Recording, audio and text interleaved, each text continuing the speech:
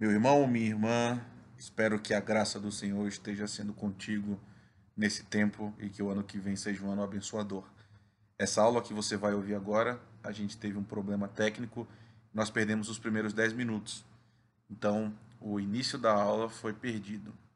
Contudo, eu acho que você pode ser abençoado ainda com o restante. E é isso que eu espero que o Senhor faça na sua vida a partir desses minutos. Que Deus te abençoe muito. Posição, com minha história, com terra. Exatamente. O que eu estou querendo mostrar para vocês é o outro, o diferente, se apresenta para nós como uma ameaça intensa. Olha como isso se expressa ainda na história do povo de Deus. Nesse meio tempo, levantou-se um novo rei sobre o Egito, que não havia conhecido José. Ele disse ao seu povo: eis que o povo dos filhos de Israel é mais numeroso e mais forte do que nós. Vejam, precisamos usar de astúcia para com esse povo, para que não se multiplique e para evitar que, em caso de guerra, ele se alie aos nossos inimigos, lute contra nós e saia da terra. Qual é a emoção que está dominando essa cena, irmãos? Por que o povo do Egito chegou a essa conclusão? O que eles estão sentindo? Ameaça. Qual é a emoção? Medo. O que a gente tem aqui é medo. O povo do Egito viu e falou: caramba, Israel se multiplicou. Se acontecer de no futuro eles quiserem se rebelar, a gente não vai conseguir conter. Portanto, a gente não pode deixar isso acontecer. Então, note, de novo, era um povo que não estava apresentando uma ameaça. Israel estava assimilado ao Egito. A liderança de José no passado foi uma liderança absolutamente harmônica. Eles estavam inseridos. Mas em algum momento, quando o povo ficou grande demais, o Egito olhou e falou assim: não, eles são uma ameaça para a gente está com medo. Qual é a decisão do povo? Então, os egípcios, com tirania, escravizaram os filhos de Israel e lhes amargaram a vida com dura servidão. Meu irmão, minha irmã, não sei se você está me acompanhando, se está fazendo sentido para você, mas o que eu estou mostrando para você aqui é o nascimento de todas as tiranias da história da humanidade até hoje. Qual é a ideia? O medo é o central. Meu irmão, minha irmã, tem uma frase que eu gosto muito, que é: o medo dá origem ao mal. Qual é a ideia? O medo gesta o mal. Quando você sucumbe ao medo, você provavelmente, a partir daí, vai cometer um sem fim de erros, sem fim de pecados. Como é que nasce uma tirania? Um povo determinado olha para o outro, qualquer que seja a instituição, tá? Esse medo que surge do outro aparece, e aí surge um líder. E esse líder, ele não só direciona, como ele constrói o medo. Ele aprofunda a ideia do medo. Qual é a ideia, irmãos? Os outros são um problema. Eles estão impedindo a gente de ser plenamente viável. O que a gente precisa fazer? Não precisa aniquilar o outro. Então a gente precisa destruir os outros. Porque em não fazendo, a gente é que vai desaparecer. E aí o que acontece? Normalmente, voluntariamente, as pessoas entregam poder a essas pessoas que oprimem os outros, nesse sentido de preservação própria. Foi assim no Egito com Israel. É assim desde que o mundo é mundo. Você lembra de Maquiavel? O príncipe? Qual foi a pergunta? O que é melhor? Você ser amado ou você ser temido? Qual é a resposta dele? Vou ler. É melhor ser temido do que amado, quando não se pode ser ambas as coisas. O amor é mantido por um vínculo de obrigação que, por sua natureza, os homens quebram sempre que for conveniente. Mas o medo é mantido pela ameaça da punição que nunca falha. Então, esse homem decidiu escrever um texto para dizer para os próximos governantes como ser um bom príncipe. O que ele diz? Não, se você quiser ser amado pelo seu povo, ou você quiser ser temido pelo povo, não puder ser os dois, escolha qual? Ser temido, porque o medo nunca falha. O amor falha. Porque se você vacilar, pode ser que o amor do povo seja subvertido e o povo se volte contra você. Nunca com medo, porque a expectativa da punição confina nessa relação. Irmãos, de novo, eu acho que às vezes você fica pensando assim: cara, que viagem, o que eu estou fazendo aqui? Acordei cedo para ficar ouvindo essas coisas, mas eu acho que faz sentido. Antes da gente chegar para a questão concreta na sua vida, é preciso você entender isso. Meu irmão, minha irmã, no fundo da sua alma, existe uma noção muito profunda que o outro é uma ameaça para você. E que você precisa se juntar com quem é igual a você. Porque se você não se juntar com quem é igual a você, você vai desaparecer. Porque os outros vão te engolir. E eu não sei se você sabe disso. Olha que ideia impressionante, né?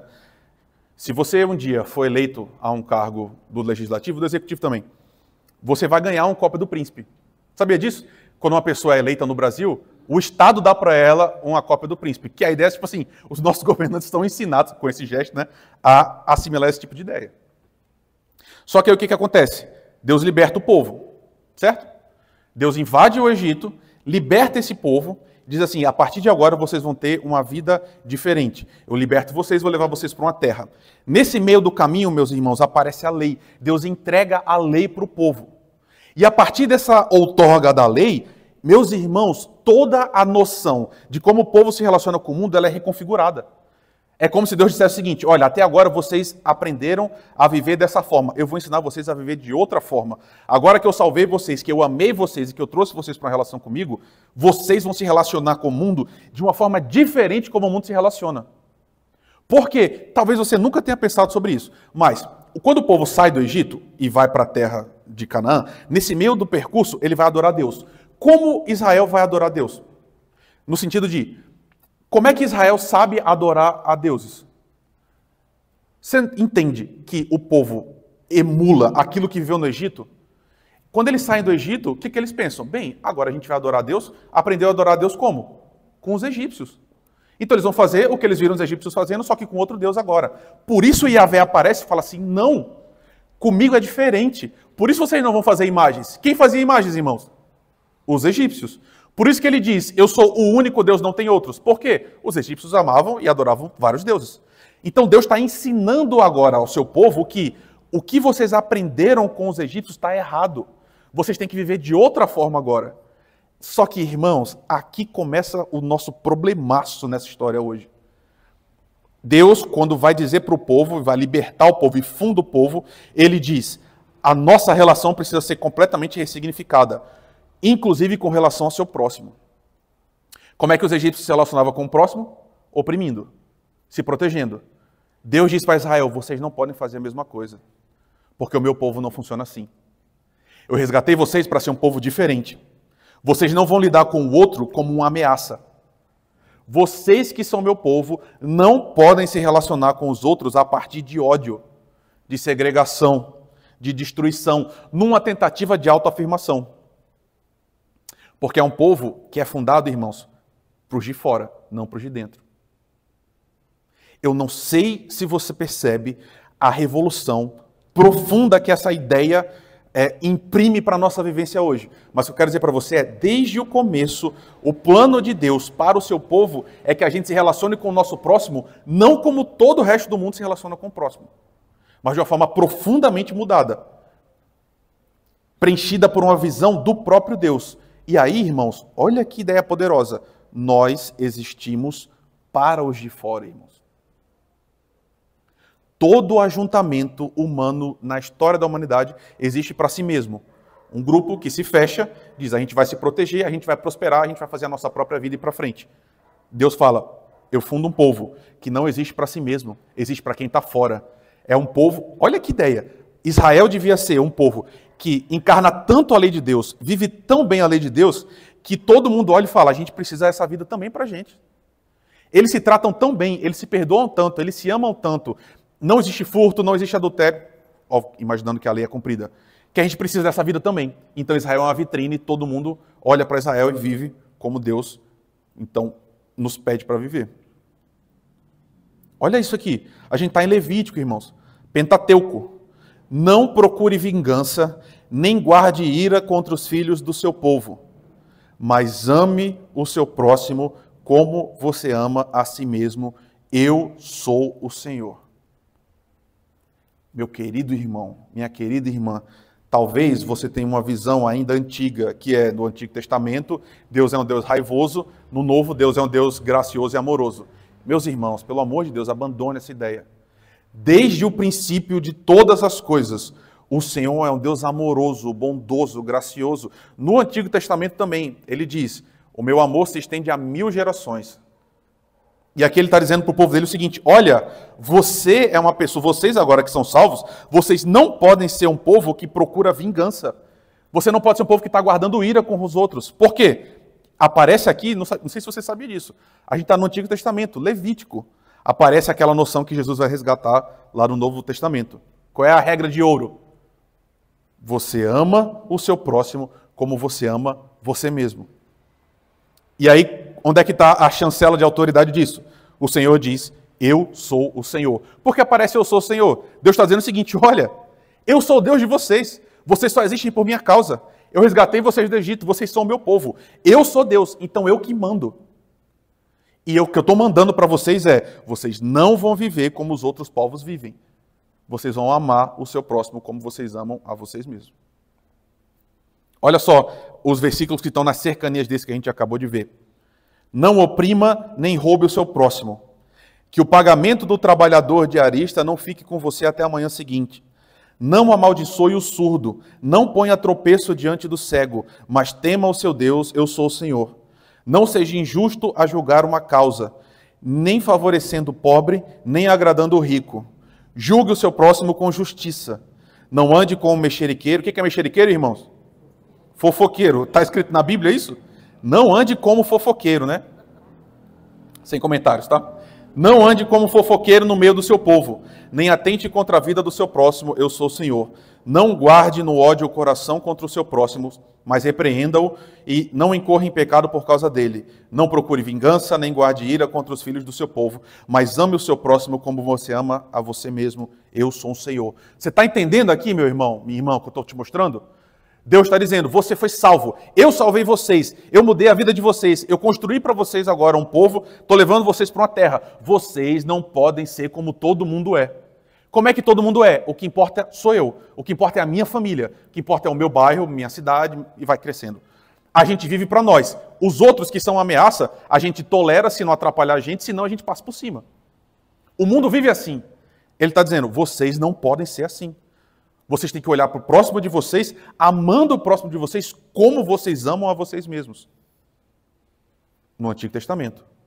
Então, meus irmãos, eu não sei se isso fica muito claro para você, mas o que eu estou querendo te mostrar é o seguinte. A palavra estrangeiro, o que significa estrangeiro para você? Oi? Estranho. Muito obrigado, meu irmão. É uma noção muito mais acurada do que necessariamente alguém que não mora no mesmo país do que eu. O estrangeiro, o arquétipo estrangeiro, o que é arquétipo? É um modelo, um padrão universal. A imagem que você tem de estrangeiro é uma ideia que comunica para nós uma coisa muito poderosa. É alguém que é estranho, é alguém que é diferente de mim, é alguém que tem uma vida diferente da minha. Portanto, fechando o ciclo que a gente está falando, é uma ameaça. O estrangeiro é aquele que está sempre ligado a uma série de fatores, como o desconhecido, o que eu não entendo direito. Então, nos proteger contra o estrangeiro é proteger nossa identidade, é proteger nossa segurança. Por quê? Porque a gente não compartilha nem os mesmos valores, nem os mesmos comportamentos. E aí, normalmente, o que a gente faz é aprofundar estereótipos negativos com relação ao estrangeiro, que são frequentemente ou exagerados ou distorcidos. Mas para criar para nós, reforçar uma ideia para a gente que essa pessoa é perigosa. Então, em resumo, no mundo inteiro, um dos medos mais profundos é o medo do estrangeiro, que, de novo, não precisa ser alguém de outro país. Um estrangeiro pode ser alguém de outra igreja. Você entende isso? Fala, meu irmão. Meus irmãos, Jesus Cristo disse, o discípulo nunca é maior do que o seu Senhor. Eu fui rejeitado, vocês vão ser rejeitados também. E sabe, irmãos, aqui está um problema enorme para a gente. O povo cristão, o povo verdadeiramente cristão, é rejeitado pelo mundo? É. O mundo odeia os verdadeiros cristãos? Odeia. Como é que o mundo normalmente costuma agir com verdadeiros cristãos? Vamos aniquilar. Qual é a nossa resposta a esse tipo de ação? Amor. Porque Jesus Cristo diz, vocês não vão responder mal com mal, vocês vão responder o mal com o bem. Por isso que é difícil, meus irmãos. Por isso que a gente fica pensando. A nossa reação visceral é falar o seguinte, se você me odeia, eu vou passar por cima de você também. Deixa a gente ser maioria para você ver. Só que aí vem Jesus e fala assim, cara, não foi isso que eu fiz. E você percebe, né? Esse germe, no sentido de uma coisa inicial, tá lá no jardim com Pedro. Quando os caras vêm para prender Jesus, Pedro arranca uma espada e vai para cima dos caras. Né? Jesus fala assim, Pedro, que loucura é essa, Pedro? Se eu quisesse, eu chamava, eu acho que o número é esse, 6 milhões de anjos, e ele estaria aqui, ele fulminava todo mundo. Mas não é assim que eu ajo, eu tenho que cumprir a justiça. E ele diz, vocês também vão fazer a mesma coisa. Fala, meu irmão. E sabe, irmãos, isso é tão fácil de perceber na vida concreta, que é assim, chega um cara para você e fala assim, você é um imbecil porque você é cristão. Eu diz, você que é um imbecil ainda mais porque você não é cristão. O que vai sair daí, irmãos? Ele vai dizer, pô, você é imbecil 3 vezes mais, você é 6. E aí? Exatamente, entendeu? Então, perceba, o que eu estou tentando mostrar para vocês, desde o começo o outro, quem é diferente, ele é estranho para nós, e no centro dessa experiência está a mesma coisa de Caim, que é o que a gente está falando aqui agora. O outro está me ameaçando. Pode não ser uma ameaça física, mas ele está ameaçando o meu lugar no mundo. Ele está ameaçando o mundo tal qual eu conheço, portanto eu quero aniquilá-lo. Sabe, irmãos, o que é isso aqui?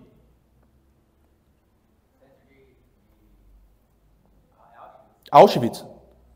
Auschwitz fica na Polônia. O que acontecia aqui, irmãos? Extermínio. A coisa mais horrível que a humanidade já produziu está simbolizada aqui.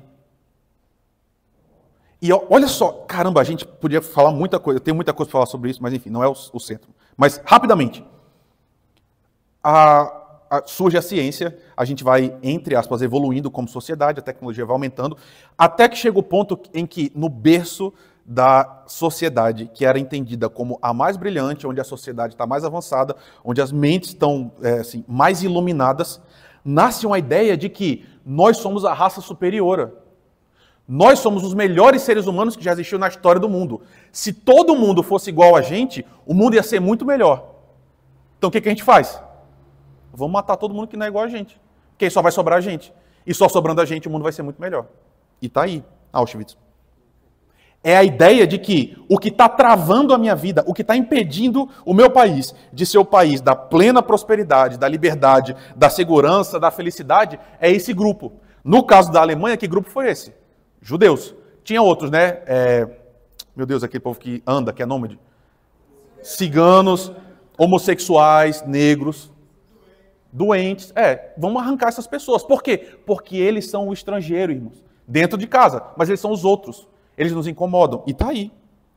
Se o outro é o problema, então o outro precisa ser eliminado. Meu irmão, minha irmã, por que eu estou falando isso? Você não é alemão, você não estava na Segunda Guerra. Mas o que eu estou querendo dizer é, no seu coração, essa ideia também está entranhada em você. Você pensa, qual é o problema do mundo? São os outros. Talvez você não articule isso, mas... desculpa a sinceridade, meu irmão, mas talvez você pense no seu coração que se o mundo inteiro fosse presbiteriano, o mundo ia ser perfeito. Se fosse exatamente igual a você, o mundo ia estar o próprio Éden na Terra. mas vocês estão entendendo o que eu estou falando, não estão? O que eu estou falando é o seguinte, no fundo do nosso coração, o que a gente pensa é o seguinte, se todo mundo fosse igual a mim, o mundo ia ser muito melhor do que ele é hoje. Nessa operação mental está a ideia de que é o seguinte, olha, quem está atrapalhando a minha vida é essa pessoa, é esse grupo de pessoas. E o que gera isso, no fundo, como é que essas coisas se operam? A gente tem um ódio, irmãos, de quem é diferente. Isso é tão forte que eu lembro demais eu conversando com um amigo meu que era, assim, é um cara que foi muito longe nas ciências sociais, tá? Um cara assim, ele é brilhante.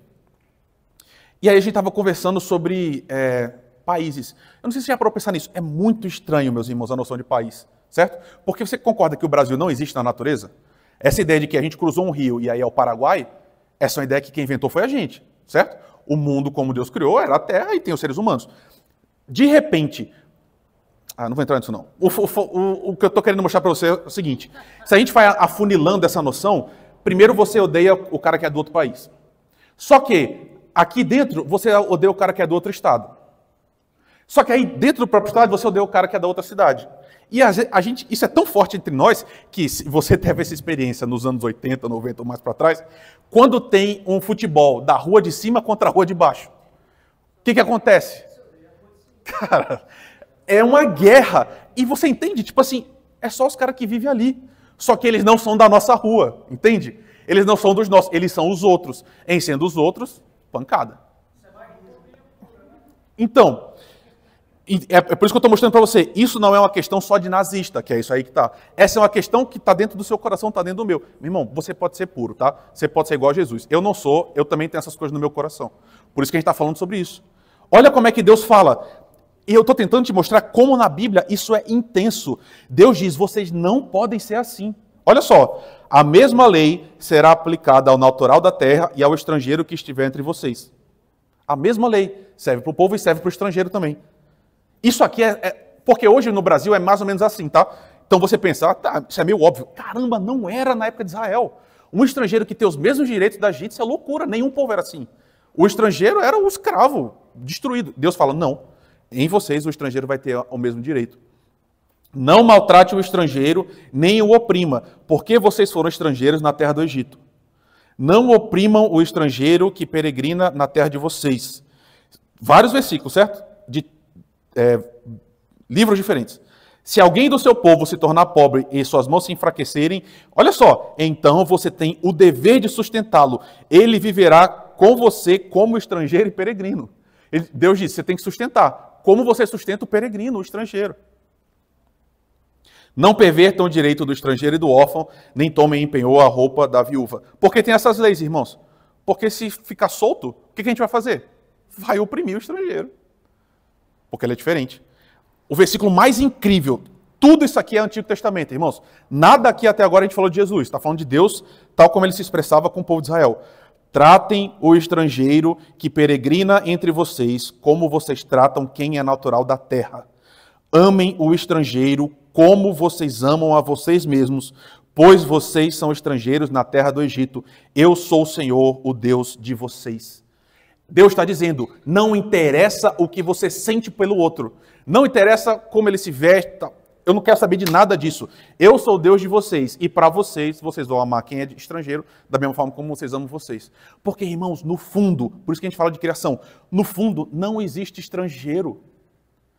Todos os seres humanos são iguais. É claro, a nossa expressão no mundo é muito diferente. Você é radicalmente diferente hoje de um coreano, um sul-coreano, do K-pop. Por mais que sua filha ou seu filho queiram ser igual, mas não importa. Você é muito diferente. Mas no centro, você é exatamente igual, irmãos. Então, não existe estrangeiro nesse sentido. Isso aqui quem cria é a gente. Deus criou os seres humanos para viverem juntos. Bem, na história, assim, bem, ok, essa aqui é a lei. Quando é que o povo viveu a lei, irmãos, perfeitamente? Nunca. Deus falou, é assim que vocês vão viver. O povo nunca viveu assim. E a expressão mais forte que a gente tem disso é Jonas. Lembra de Jonas? Deus fala o seguinte, vai para Nínive e prega para Nínive salvação. O que acontece? Jonas fala, eu não vou nem a pau. E vai para o extremo oposto. Por quê? Por que Jonas não vai? Olha só, Jonas ficou muito aborrecido depois que Deus salvou o povo. E com raiva, ele orou ao Senhor e disse, ah, Senhor, não foi isso que eu disse estando na minha terra? Por isso me adiantei fugindo para Tarsis, pois sabia que tu és Deus bondoso e compassivo, tardio em irar-se, grande em misericórdia, e que mudas de ideia quanto ao mal que anunciaste. Agora, Senhor, peço que me tires a vida, porque para mim é melhor morrer do que viver. Jonas está dizendo assim, Deus, sabe por que eu não queria ir para Tarsis? Porque eu sabia que o Senhor era bom. Loucura, né?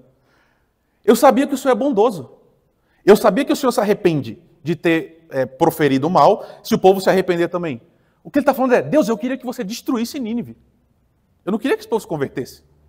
Eu queria que viesse fogo do céu. E o final, o que ele está falando é assim, morte, né? É uma punção de morte. Ele fala, Deus, me mata, porque é melhor para mim morrer do que ficar vivo. Por quê? Porque eu fui veículo da salvação de Nínive. Quem era Nínive, irmãos? Os inimigos do povo. E aí, irmãos, deixa eu modular minhas palavras. Olha como o seu coração não presta. Nínive é o povo que invadiu Israel, e invadindo Israel, eles literalmente pegavam as grávidas e abriam a barriga das grávidas com os bebês para matá-los. Então, a gente fala sobre isso, parece filme, né? Mas imagina a gente aqui, uma pessoa no nosso meio grávida, a gente feliz com a família, todo mundo na expectativa, e de repente vem gente estrangeiro e faz esse tipo de coisa conosco. Então, e aí é que eu estou querendo mostrar. Olha como seu coração não presta igual o de Jonas não prestava. Porque no fundo a gente fala assim, é mesmo, né? Jonas tem um pouco de razão, né? esse negócio de Deus ficar mandando salvar esse tipo de povo, essa é a Bíblia, irmãos. É por isso que a Bíblia é tão ofensiva. Porque o amor de Deus vai nesse nível, de chegar para a gente e falar o seguinte, olha, chegou a hora daquele povo ser salvo. A gente fala assim, não, Deus, eles não. Destrói aquela galera ali, eles estavam destruindo a gente. E Deus fala, não, vamos lá. Eu amo também. E agora vocês vão lá e vão ser veículo de salvação. Por isso que Jonas é tão irado, irmãos. E por isso que você fala assim, eu entendo um pouco. Por quê? Porque talvez você também tenha essa mesma sensação. Fala assim, meu irmão, quer saber? Tomara que Deus destrua esses pecadores impenitentes aí mesmo. Enquanto Jesus está falando exatamente o oposto. O que acontece, irmãos? Na medida que a história vai avançando, o povo é desterrado. O que isso significa? Eles são tirados da sua terra e vão para outras nações. O que isso acontece? Quando você é tirado da sua terra e vai para outra nação, aprofunda-se em você essa noção de, cara, eu estou no meio de inimigo. Eu odeio esse povo que está aqui. Por quê? Porque eles mudaram a minha vida radicalmente. Então, o povo judeu foi aprofundando esse tipo de experiência a ponto de eles serem um povo profundamente ressentidos. Olha esse salmo. Às margens do rio da Babilônia, nós nos assentávamos e chorávamos, lembrando de Sião. Nos salgueiros que lá havia, pendurávamos as nossas harpas, pois aqueles que nos levaram cativos nos pediam canções, e os nossos opressores queriam que fôssemos alegres, dizendo, cantem para nós um dos cânticos de Sião. Mas como poderíamos entoar um cântico ao Senhor em terra estranha? Se eu me esquecer de você, ó Jerusalém, que a minha mão direita se resseque, que a minha língua fique colada ao céu da boca, se eu não me lembrar de você, se eu não preferir Jerusalém a minha maior alegria. Filha da Babilônia, você que será destruída, feliz aquele que retribuiu o mal que você nos fez, feliz aquele que pegar os seus filhos e esmagá-los com a pedra. É isso que eu estou chamando de ressentimento, irmãos. Pois é. Perdão, o que você falou, irmão? Não, calma. Eu falei, pois é, eu quase não ouvi, né? Esse é um salmo difícil de lidar, irmãos. É um salmo bastante difícil de lidar. Só que, você concorda comigo, que outros salmos, outras expressões, eles, na sua estrutura, eles têm palavras dirigidas a Deus, que não são palavras que Deus necessariamente aprova? Por exemplo, o salmista fala assim, Deus, o Senhor me deixou de lado, o Senhor me esqueceu, e eu estou aqui largado, e todas as suas promessas não se cumpriram. Aí você pensa, meu Deus, é um salmo. É verdade? Não, não é verdade. Está no salmo. Por quê? Porque é uma linguagem que mostra para a gente o nível da nossa humanidade. Então, será que Deus desejava que o seu povo ficasse cantando assim, vamos jogar os filhos da Babilônia nas pedras? Não. Só que está aqui para mostrar justamente isso. Essa operação que se dá no nosso coração, que é olhar para o inimigo e falar assim, caramba, eu quero que aconteça com você o que você fez comigo. Só que a gente vai vendo como Deus lida conosco e com o seu povo, e vai vendo como essas coisas são reconfiguradas. Tanto que eu mostrei isso aqui para vocês, para dizer o seguinte, quando Jesus chega ao povo judeu, eles já tinham passado por sucessivos problemas. Eles estavam sendo dominados à época por Roma. Então, eles começaram a olhar os gentios, e quem é gentio para um judeu? Qualquer pessoa que não é judeu. Se não é judeu, não importa, é gentio. Eles literalmente chamavam os gentios de cães. Que eu já expliquei, né? Na época, era o símbolo de um animal que é irracional, um animal que vive só pelo seu próprio apetite. Eles olhavam e falavam assim, esse povo nem gente é. Quem é gente? A gente que é judeu. Isso era muito forte, muito intenso. Só que aí chega Jesus, irmãos. E quando Jesus chega, olha o que ele diz. Vocês ouviram o que foi dito. Por quem? Pelos mestres da lei. Ame o seu próximo e odeie o seu inimigo. Onde tem isso na Bíblia, irmãos? Mas o povo estava ensinando, estava sendo ensinado pelos líderes religiosos. Ame o seu próximo e odeie o seu inimigo. Jesus diz, não, eu digo outra coisa para vocês. Amem os seus inimigos e orem pelos que perseguem vocês, para demonstrarem que são filhos... Olha isso! Para demonstrarem que são filhos do Pai de vocês que está nos céus. Se você está operando com base no ódio também, se te odiando você odeia também, você está mimetizando o outro Pai, que não é o seu que está nos céus. Porque mostrar que você é Pai que está no céu é orar pelo que te persegue e amar o teu inimigo. Porque ele faz o sol nascer sobre maus e bons, vir chuvas sobre justos e injustos. Porque se vocês amam aqueles que os amam, que recompensa terão? Os publicanos também não fazem o mesmo? E se saudarem somente os seus irmãos, o que vocês estão fazendo demais? Caramba, Jesus é puxado, né, irmãos? Jesus olha e fala assim, cara, a gente fala assim, Jesus, olha como a gente se ama. Eu amo meu irmão que é da minha igreja. Jesus fala assim, ah é? E aí? Jesus fala, cara, não quero saber disso. Eu amo meu pai? Eu amo minha mãe? Eu amo minha esposa? Os gentios não fazem a mesma coisa? Olha o que Jesus fala. Os gentios não fazem a mesma coisa? Quem vocês consideram inimigos? Também não fazem isso? Vocês são iguais a eles. Ele diz, portanto, sejam perfeitos, como perfeito é o Pai de vocês que está nos céus. Cristão, cristã, esse é o seu chamado. Essa operação aqui é a palavra de Jesus para mim e para você também. Essa visão de que nós cristãos somos o sal da terra, no sentido de que nós somos a coisa mais linda da terra e todo o resto é o apodrecido que tem que ser aniquilado, cuidado com esse papo, irmão. Não é isso que a Bíblia está dizendo. E olha só como fica ainda pior. O irmão Paulo estava nervoso, vai ficar pior ainda agora. Entretanto, os fariseus, sabendo que Jesus havia silenciado os saduceus, reuniram-se em conselho. E um deles, intérprete da lei, querendo pôr Jesus à prova, perguntou-lhe, mestre, qual é o grande mandamento da lei? Jesus respondeu, ame o Senhor, o seu Deus, de todo o seu coração, de toda a sua alma, de todo o seu entendimento. Shema, Deuteronômio capítulo 6. Este é o grande e primeiro mandamento. Qual é o segundo? Ame o seu próximo como você ama a si mesmo. Destes dois mandamentos dependem toda a lei e os profetas. E aí você diz, esses mestres da lei eram um bando de picareta safado. Beleza, como é que é o seu coração? Porque Jesus fala o seguinte, olha, ama o seu próximo, do mesmo jeito que você se ama. Qual é a próxima pergunta? Quem é o meu próximo? O que essa pergunta diz, irmãos? É assim, Jesus, eu entendo. Mas não é possível que você esteja falando para a gente amar todo mundo, né? Tem que ter um limite. Qual é o próximo? Qual é a resposta de Jesus? Irmãos, Jesus era uma pessoa incrivelmente incômoda. Por isso que os caras quiseram matar Jesus. Porque a história que ele conta, ela talvez não te ofenda hoje, porque você não é judeu. Mas para os caras que primeiro ouviram, foi uma história horrível de ouvir. Porque ele diz, tinha um cara caído no chão. O cara está caído. Está precisando de ajuda. Desce de Jerusalém. Por que fala desce, irmãos? Porque Jerusalém ficava no morro, né? São 7 montanhas. O povo subia para adorar. A ideia é, eles tinham acabado de descer da adoração. Acabou o culto, eles estão voltando para casa. E aí tem um cara no chão. Quem que passa primeiro? Sacerdote. O que ele faz? Muda de faixa, passa longe. Depois passa levita. É assim, passou primeiro o pastor, não fez nada. Depois passou quem? Os presbíteros. Se fosse hoje, ainda ia ter um diácono passando também. E não faz nada. No fim, quem faz? O dono do bar. E olha que o dono do bar ainda é próximo da gente. Tem que ser gente que a gente odeia mais ainda. Porque os judeus já odiavam os gentios, mas eles odiavam ainda mais os samaritanos. Por quê? Eles eram o meio do caminho. O povo do norte tinha sido levado embora e aí eles trouxeram gente para ficar no meio. Então eles eram judeus misturados. Eles tinham um pouco da lei de Deus e tinha muito de outras terras. Então os judeus odiavam ainda mais, porque era quase judeu. Só que eles falavam assim, não, esse é o samaritano.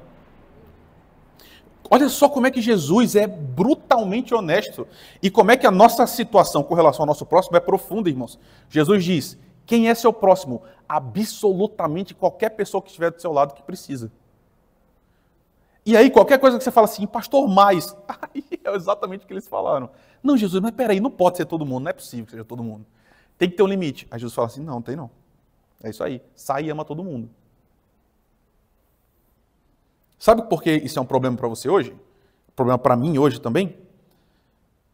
Porque você é ensinado a odiar, meu irmão. Irmã, talvez você não saiba disso. Talvez você não tenha percebido isso.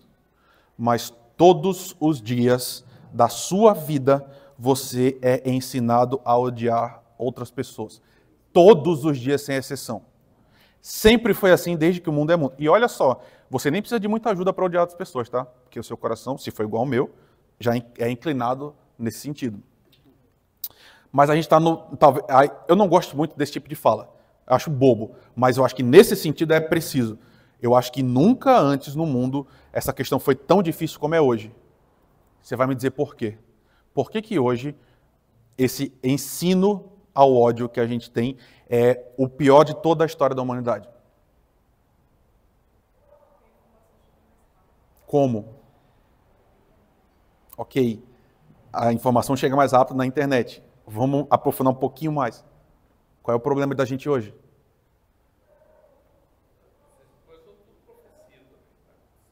Sim. Tá bom. Como é que isso se expressa hoje, então? Pior.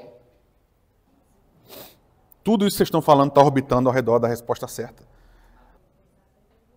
Sim, também o individualismo chegou no auge da nossa história. Fala, meu irmão. Não? Meus irmãos, o fato de não ter aparecido a resposta certa, talvez essa informação lhe falte.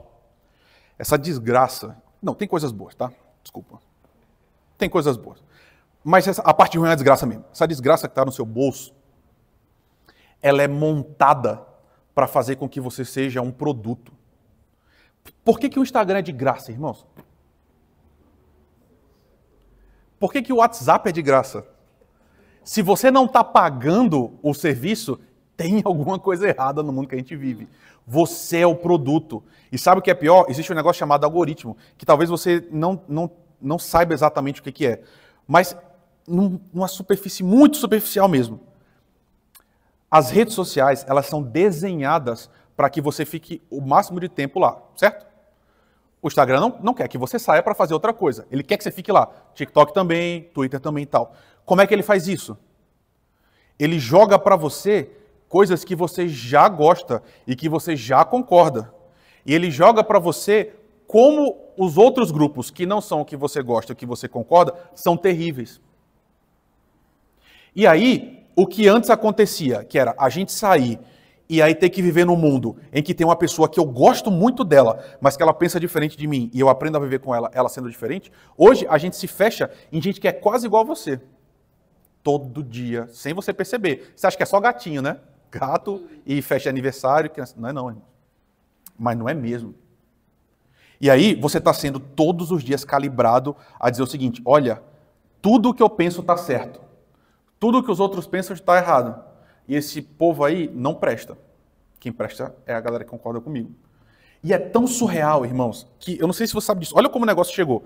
Vamos supor que eu coloque uma foto minha hoje, escrita assim, a Presbiteriana é a melhor igreja do mundo. Vão ter 50 mil comentários. Se você concorda com a frase, os comentários que aparecem para você é gente assim, é mesmo, melhor igreja do mundo, todas as outras não prestam. Se você não concorda, os comentários que aparecem para você na mesma foto, os mesmos comentários, só que apagam-se esses para você e aparece para você assim, nada a ver, metodista manda, Deus é amor é melhor. Entende? O negócio é montado para que você fique assim, caramba, eu cheguei à conclusão correta do mundo. Todo o resto do mundo está errado. E você fica lá, sem sair, o tempo todo, sem parar. Todo dia no seu bolso. Irmãos, eu acho um pouco bobo mesmo esse tipo de leitura catastrófica do mundo. Mas isso eu acho que é verdade. Eu peguei um pouco disso. Cara, quando não tinha internet nesse nível que tem, você era obrigado a viver com seu vizinho. Não era? Você era obrigado a interagir com outras pessoas. E essas pessoas não necessariamente pensavam igual a você. E aí você gostava muito de uma pessoa com a qual você não concordava. Você lembra dessa época? Que tinha pessoas na sua vida que você falava assim, meu Deus, esse fulano tem uns pensamentos muito errados. Mas que você amava profundamente. Hoje em dia é bem raro isso, irmãos. Não é bem raro não, mas está ficando mais raro. Por quê? Porque a internet está limpando da sua vida gente com quem você não concorda. E dizendo para você está certo, todo o resto está errado. Quando a gente olha para tudo isso aqui que o Senhor fala para nós, o mundo está fazendo o que o mundo sempre fez, irmãos. Dizendo, o outro é um problema. O outro vai destruir a gente. A gente precisa se proteger do outro. Então a gente tem que odiar o outro. Porque senão o outro vai passar por cima da gente. Se a gente não fizer alguma coisa, a gente vai ser destruído. Sempre foi esse mesmo papo. Agora chegou a parte concreta mesmo. Como é que isso se expressa, meu irmão, minha irmã? Eu acho que começa muito perto da gente, sabe? A gente começa dizendo assim, cara, esses pentecostais, esses neopentecostais, é um bando de... Preencha aí com o que você acha. Tá? Sabe, irmãos, eu não estou nem entrando no mérito se eles estão certos ou se eles estão errados. A questão não é essa. A questão é, você não pode se relacionar com gente que... Vamos partir do princípio que eles estão objetivamente errados, certo? A gente é chamado a denunciar o erro sempre que ele se apresentar, ok? Só que a gente não tem o direito de odiar as pessoas porque elas estão erradas. A gente não pode fazer isso. E aí, eu volto para o começo da aula. A gente simplesmente não pode. Se você é seguidor de Jesus, você não tem o direito de não amar alguém. Isso significa aceitar o que a pessoa fala? É claro que não, meus irmãos. A gente tem que dizer que o que está errado, não importa. Só que você não pode odiar a pessoa. Só que ficou fácil, né? A gente está dentro de casa ainda. Tem gente que odeia gente assim, muito diferente. Você é ensinado a odiar pessoas que não são iguais a você. São os adoradores, aqueles depravados, né? Que ficam adorando a selva lá e tal. Precisam de Jesus? Precisam. Eu acho que a gente tem que deixá-los puros? Não, acho que não. A gente tem que pregar mesmo o evangelho. Só que eles não podem gerar no nosso coração ódio. Sabe? E com gente asiática. Você conhece gente que odeia chinês? Gente que quando vê um chinês falando, troca de canal, porque esse povo aí, e aí bota qualquer outra coisa junto. Caramba, meus irmãos. É gente criada por Jesus. Tem noção disso? Você lembra disso? Lembra que essa pessoa é imagem e semelhança do Senhor? Exatamente igual a você. Que precisa de Jesus exatamente igual a você precisa também. Você não pode odiar porque é o outro. E essa galera? Fala, meu irmão. Eu estava pensando essa semana sobre, eu acho que tangencia o assunto, não é exatamente, mas tangencia. Eu não sei o que foi que aconteceu. Eu realmente não sei. Meu coração é muito pesado. Vocês sabem disso, né? Meu coração é muito pesado pela cara que a igreja hoje tem. Eu cresci numa igreja em que eu via homens, normalmente eram homens, né? Mulheres também fazem, mas normalmente eram homens, que saía no sábado, ao invés de jogar bola, ia para dentro de um presídio falar de Jesus. E eu lembro de ter gente que ia na frente da igreja e falava assim, meus irmãos, eu era traficante, eu era ladrão, Jesus me alcançou e eu mudei. E a igreja batia palma, se alegrava porque um pecador se arrependeu. E aí a igreja hoje diz assim, tomara que eles apodreçam mesmo na cadeia, porque é um bando de vagabundo que não devia ter feito o que fez. Eu não sei o que aconteceu, eu não consigo entender. Como é que a gente saiu de amar os pecadores e querer que eles mudassem para o que a gente devia fazer era tacar fogo com eles dentro e morria todo mundo. Eu não consigo entender isso. O que eu acho que tem a ver com o que você falou, minha irmã? A Bíblia realmente chama a gente a dizer que pecado é pecado e buscar punição. Eu não estou dizendo que a gente tem que amar as pessoas no sentido de que, deixa fazer o que quiser e beleza. Não é isso. Só que, meus irmãos, existe uma forma da gente promover a justiça e lutar por ela com o coração pesado. O que eu quero dizer com isso? Você pode... Porque eu não queria entrar em detalhes. Não vamos falar sobre isso, certo? Eu vou só dizer o que estava na minha mente. Eu acho que você pode ser a favor da pena de morte, por exemplo. Se tem um crime muito grave em que um ser humano, reiteradas vezes, despreza a vida dos outros, eu acho que você pode chegar à conclusão assim, cara, essa pessoa não tem condição de viver em sociedade, ela precisa ser eliminada. Mas você pode fazer isso dizendo, essa é uma prova da nossa falência. Não devia ser assim, o mundo não devia ser esse. E que pena que essa pessoa escolheu até o fim esse caminho. E você desejar genuinamente que ela se arrependesse no meio do processo. Outra coisa é você pegar uma pipoca e ele assistir a execução, entende? É você ter prazer na aplicação da justiça pela via do sadismo. Então, o que eu quero dizer? Irmãos, caramba, a gente não é chamado a odiar as pessoas não, pô. Mesmo os contraventores, mesmo quem está distante de Deus, mesmo quem promove a maldade, a gente não é chamado a odiar essas pessoas. E você pode falar assim, muito fácil para você dizendo, você nunca passou por isso na sua família. É verdade, nunca passei.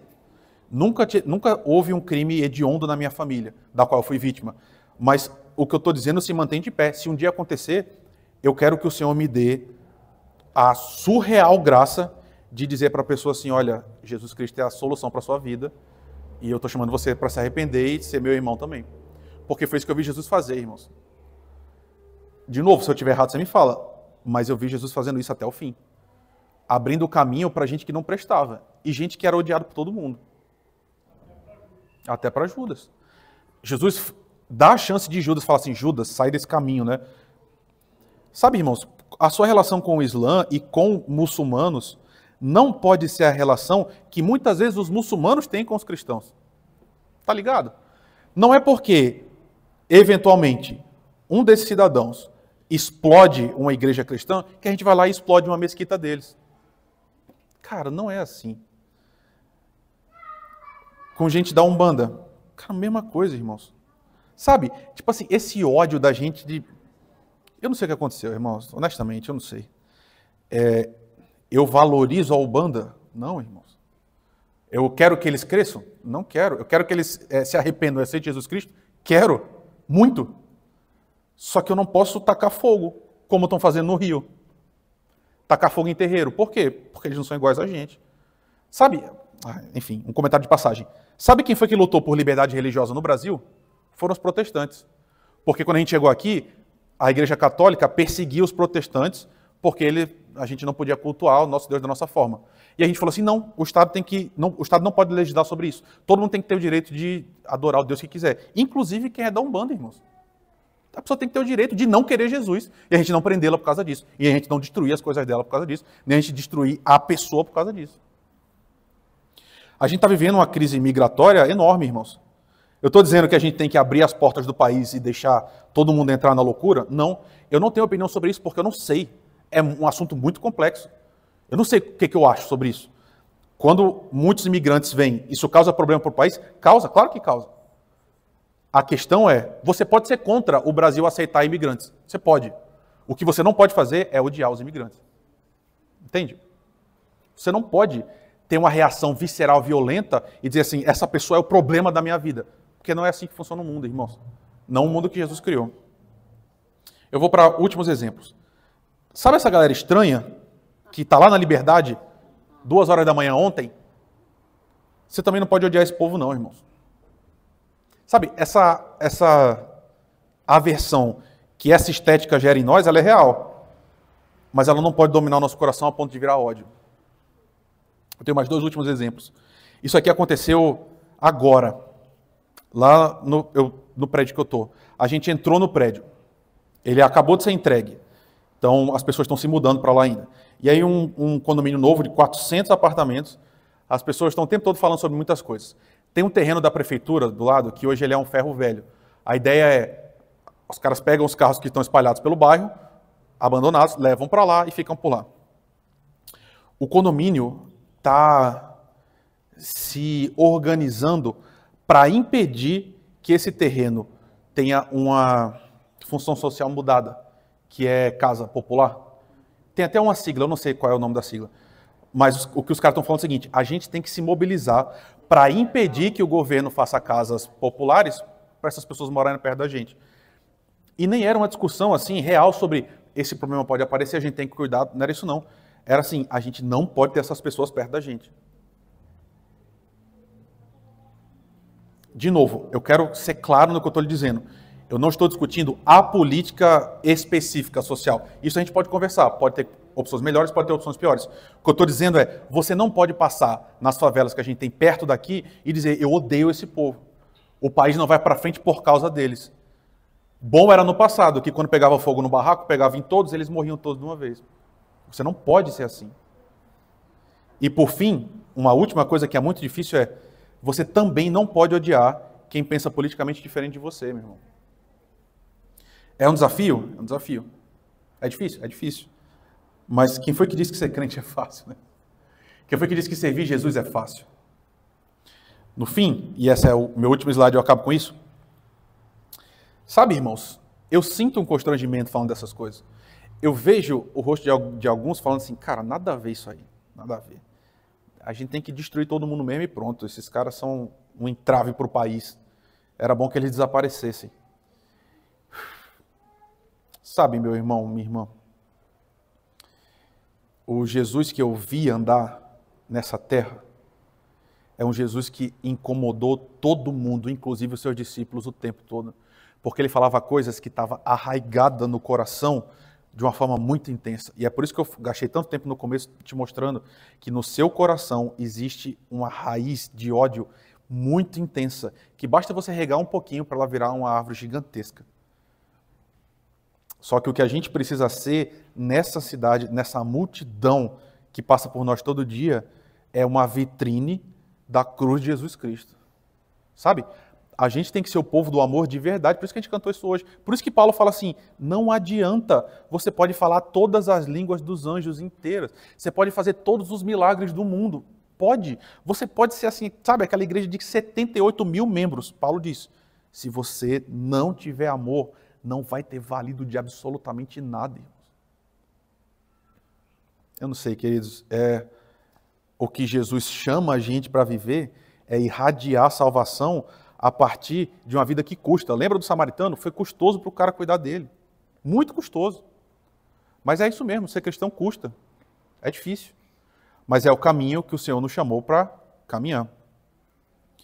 Meu convite para você nessa manhã é que você não seja alguém que está reproduzindo ódio, mas que você lute para que a gente seja um veículo de fato de abençoar esse mundo que a gente vive. Última coisa, já falei isso outras vezes, mas eu tive contato de novo com isso a partir da pregação. Sabe por que o cristianismo saiu de 120 pessoas e de repente ganhou o mundo? No começo da igreja, a gente vai lembrar disso mesmo por causa da Covid. Sempre houve pandemias no mundo.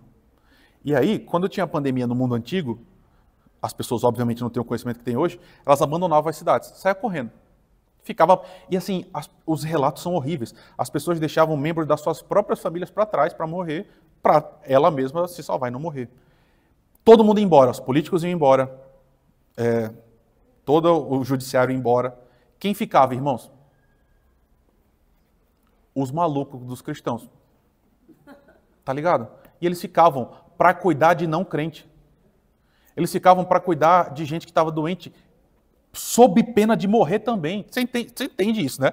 Ficar na cidade doente significa você também poder morrer. E quando a pandemia passava, os que foram cuidados pelos cristãos diziam assim, cara, por que vocês ficaram? Todo mundo foi embora, a polícia foi embora, os médicos foram embora, o judiciário foi embora, ficou vocês. E eles diziam, a gente ficou por causa de vocês.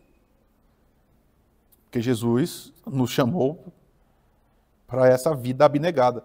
Sabe, irmãos, eu não sou essa pessoa, certo? Eu não sou. Mas eu gostaria de ser. Eu gostaria que o Senhor mudasse a minha vida, que Ele tirasse do meu coração os ódios que eu tenho, para que eu enxergasse o mundo a partir da ótica dele, que é gente que está carente do seu amor, gente que precisa se arrepender, gente que precisa se converter. E eu gostaria muito que Ele fizesse de mim, gostaria que Ele fizesse de você e da nossa igreja, uma igreja que é veículo desse amor, para que outros reconheçam Jesus e venham aqui adorar a Deus junto com a gente. Tem misericórdia de nós, Senhor. A gente, antes de qualquer coisa, a gente te pede perdão quando a gente faz parte desse estado de coisas tão horríveis que a gente está vivendo, Senhor. De gente que está tão preenchida, Deus, por um coração cheio de ódio, cheio de rancor, de ressentimento. Porque, de fato, a vida está difícil, Senhor. A gente está vivendo realmente um mundo ameaçador, a gente não sabe se relacionar com ele direito. Mas o que eu te peço é que o Senhor nos livre da tentação de sucumbir, Deus, a essas narrativas fáceis e que o Senhor nos ajude a perceber no nosso próximo um campo missionário real, Senhor. Que nós sejamos o povo que nunca, em nenhum momento, abre mão de denunciar o pecado, mas que a gente faça isso com o coração cheio de um desejo genuíno de ver o perdão, a reconciliação, o recomeço acontecendo, Senhor. Nos dá uma igreja amorosa, Pai. Nos faz uma igreja amorosa, por favor.